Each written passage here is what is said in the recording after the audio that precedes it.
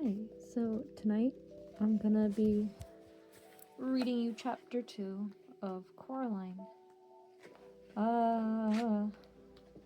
Despite having bookmarks, I never used one. Here's the art for chapter 2. So let's get reading, lads. The next day it had stopped raining. The thick white fog had lowered over the house. "I'm going for a walk," said Coraline. "Don't go too far," said her mother, "and dress up warmly." Coraline put on her blue coat with a hood, red scarf, and her yellow Wellington boots. She went out. Miss Spink was walking her dogs. "Hello, Caroline," said Miss Spink. "Rotten weather." "Yeah," said Coraline. "I played Portia once." Yep. How it's pronounced, said Miss Spink. Miss Forcible talked about her Ophelia, but it was my Purta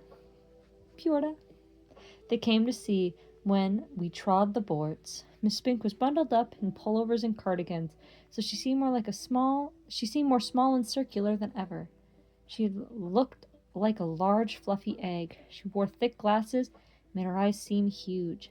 "They used to send flowers to my dressing room." "They did," she said. "Who did?" said Coraline. Miss Spink looked around cautiously, looking over one shoulder, then over the other, peering into the mist as though someone might be listening. "Men," she whispered, then tugged the dogs to heel and wallowed back off towards the house. Coraline continued her walk. She was 3/4 of the way around the house when she saw Miss Forcible standing at the door of the flat she shared with Miss Spink. "Have you seen Miss Spunk, Caroline?" Coraline told her that she had, and Miss Spink was out walking the dogs. "I do hope so. I do hope she doesn't get lost. It'll bring on her shingles if she does. You'll see," said Miss Forcible. You'd have to be an explorer to find your way around in this fog." "I am an explorer," said Coraline. "Of course you are, lovely," said Miss Forcible. "Don't get lost now." Coraline continued walking through the gardens in the grey mist.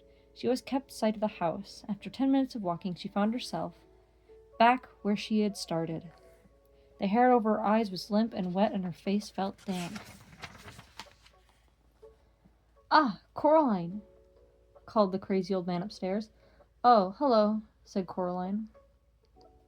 She could hardly see the old man through the mist. He walked on the steps outside of the house that led up past Coraline's front door to the door of his flat. He walked down very slowly. Coraline waited at the bottom of the stairs. "The mice do not like the mist," he told her. "It makes their whiskers droop."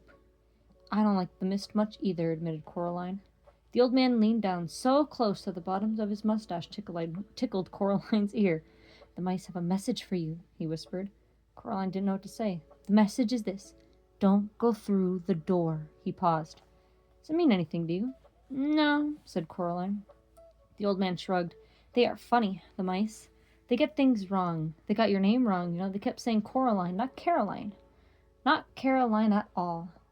He picked up a milk bottle from the bottom of the stairs and started back up to his attic flat.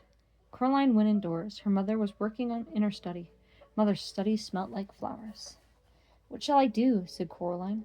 "When do you go back to school?" asked her mother. "Next week," said Coraline. "Humph," said her mother.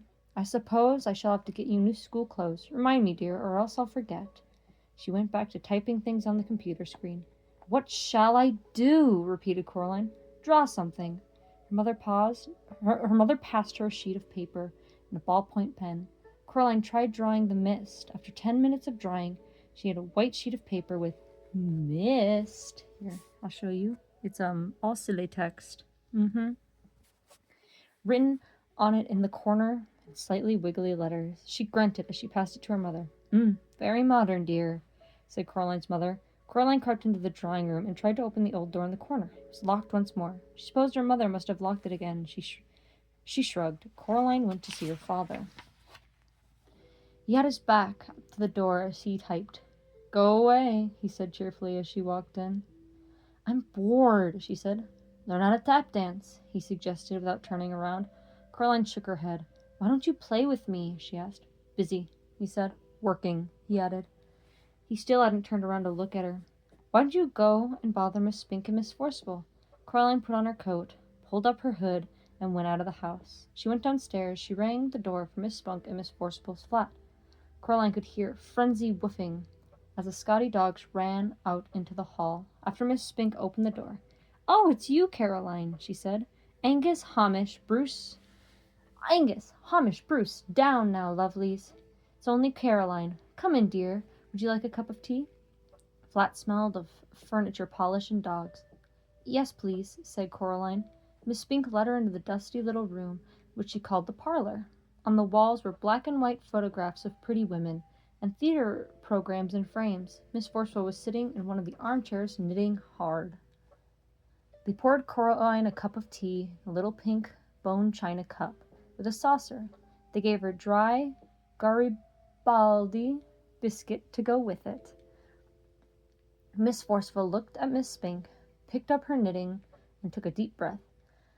"Anyway, April, as I was saying, you still have to admit, there's life in that old dog yet.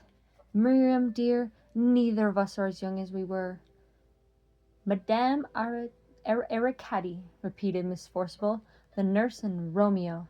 Lady Bracknell character parts. They can't retire you from the stage." "Now, Miriam, we agreed," said Miss Spink. Caroline wondered if they'd forgotten she was there.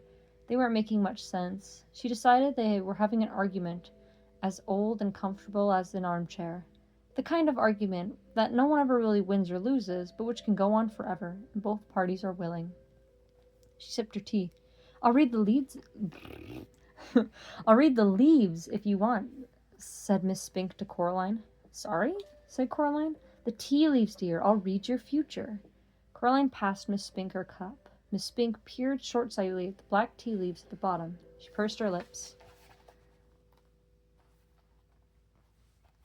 Sorry. "You know, Caroline," she said after a while, "you are in terrible danger." Miss Forcible snorted and put down her knitting. "Don't be silly, April. Stop scaring the girl. Your eyes are going. Pass me the cup, child."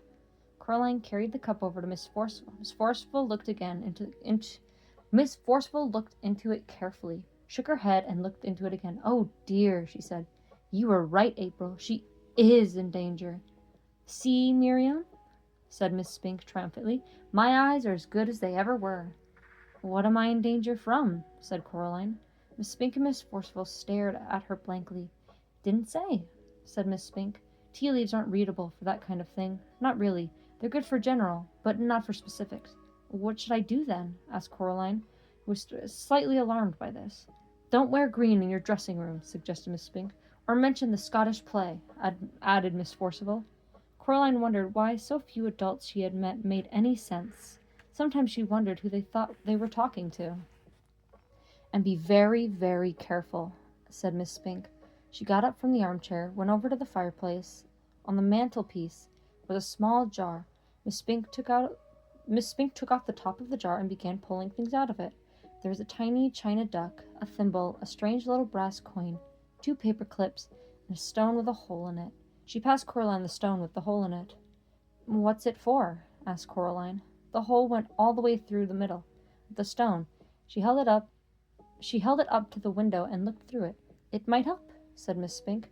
"They're good for bad things sometimes."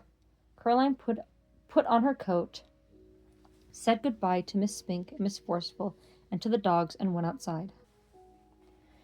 The mist hung like blindness around the house. She walked slowly to the stairs, up to her family's flat, and then stopped and looked around. In the mist, it was a ghost world. "In danger?" thought Coraline to herself. It sounded exciting. It didn't sound like a bad thing. Not really.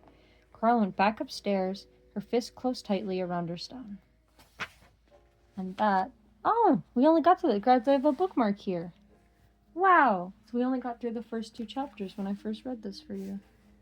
Well then, for realsies, I'll read you chapter 3, hopefully tomorrow, unless I get busy with things and stuff. I'm very busy, I'm sure you know that. But that was chapter 2. This book's really good. I'm sure you've seen the movie. Everyone's seen the movie. But I like the book more. Like, you know how we talk about how shows like The Last of Us are good, but because of your bias of what they were, it's not as good. That's me with the movie of Coraline, because the book is really good. Because, like, the movie's all magical and mystical and makes you feel giddy until it's spooky. But, like, the book never feels good. I'm not gonna spoil it, but, like, the book, you feel just as alone as Coraline. And she's never having any of it, if I remember correctly. I haven't read it since middle school. But I'm pretty sure when she gets to the other world and the other mother's like, welcome, she's like, nope, I don't like this. Womp womp. But tomorrow I'll read you chapter 3. And it'll be very, poggers, as the cool kids say.